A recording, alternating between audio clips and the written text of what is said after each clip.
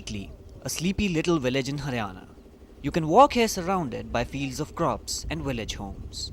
What catches your eye though is a brick building that sits in the middle of the village, accompanied by the constant buzz of a generator. Its lone hoarding is a testament to how a novel scheme has transformed lives here. पहले तो ऐसा था कि सुबह देरी से उठना, आराम से सारे दिन घर का काम करना, बस यही घर में ही रहना। अब सुबह वक्त उठ के अपना काम कर लेती हूँ, बच्चों को स्कूल भेज के यहाँ पे आ जाती हूँ। जब पहली तनख्वाह जब मुझे मिली थी, मैंने अपने हस्बैंड को दिखाई थी ले जाके, तो वो खुश हुए थे कि चलो मेरे साथ कुछ कमा के लेके आ रही है।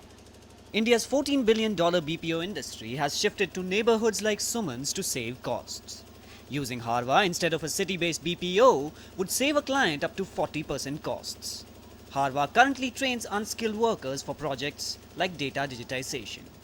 Plans to eventually diversify into everything from community-based farming to microfinance. Another core idea is to become an XPO rather than a simple BPO. Harva XPO is the Tata Nano of the BPO industry, right? We are looking to basically create a one-stop shop, value for all car for all the segments. We don't care what kind of outsourcing they want to do, but even your shirt to be laundered is a process that can be outsourced. Whether you give it to a dhobi or to a high-flying laundromat is really your call. We are industry agnostic, and so wherever we get the jobs from and wherever we see there is adequate margins for us to be able to outsource it, and we have the requisite skill set available or a trainable skill set, we can definitely create the XPO. Ajay recognized the high attrition ratios that the BPO industry suffers from and decided to employ only women in his XPOs, who he believes are more loyal workers. But convincing tradition-bound families to send their women to work was no easy task. हर एक women जब घर से बाहर निकलती है, गांव में specially, तो घर वाले ये तक देखते हैं कि वो किस रास्ते से जा रही है। यहाँ पे मेरे पास घर वालों के फ़ोन तक आ जाते हैं। तो मेरे लिए सबसे बड़ी प्रॉब्लम ये रहती है कि पहले तो मुझे उस औरत को कन्विंस करना है, उसके बाद वो खुद अपने फैमिली को नहीं कन्विंस कर पाती है, मुझे उनसे बात करनी पड़ती है। Chaturvedi was told by private telecom operators that unless they were assured around at least 80 subscribers, there was going to be no broadband connection. For now, Chaturvedi has worked around the problem by using data cards. But electricity supplies remains a challenge. When we set up the generator, people around had a big problem. They didn't want us to turn on the generator, 8 hours a day.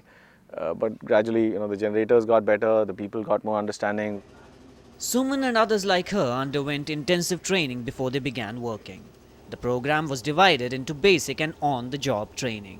We gave training to about 500 जो women थी, हमने उनको training the. That was the general training, that is basic English and basic computer.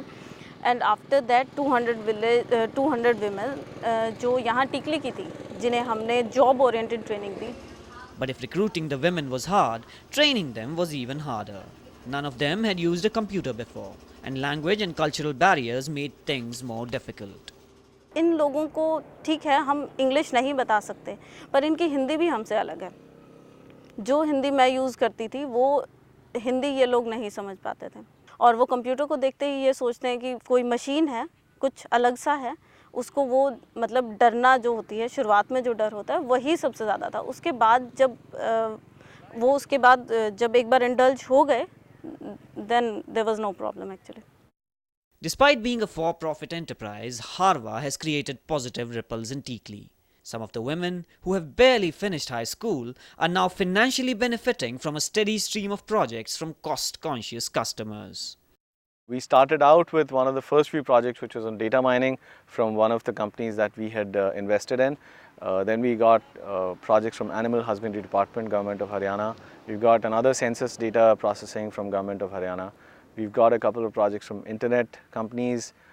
We've recently acquired a project from one of the law firms for HTML tagging. Introducing white-collar jobs in places which are usually associated with manual labor has its own unique challenges and difficulties. Biggest challenge that I feel in villages in India is that every village cluster can only ramp up to a certain scale.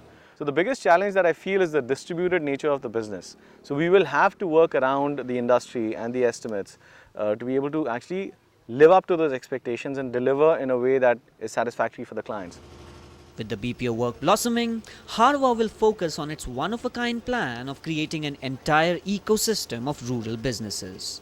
In terms of expansion plans, as of now, sky is the limit. I mean, we can really think as much as possible. What we're doing right now is generating disposable income. So in the immediate short term, we do have microfinance and microinsurance in the horizon.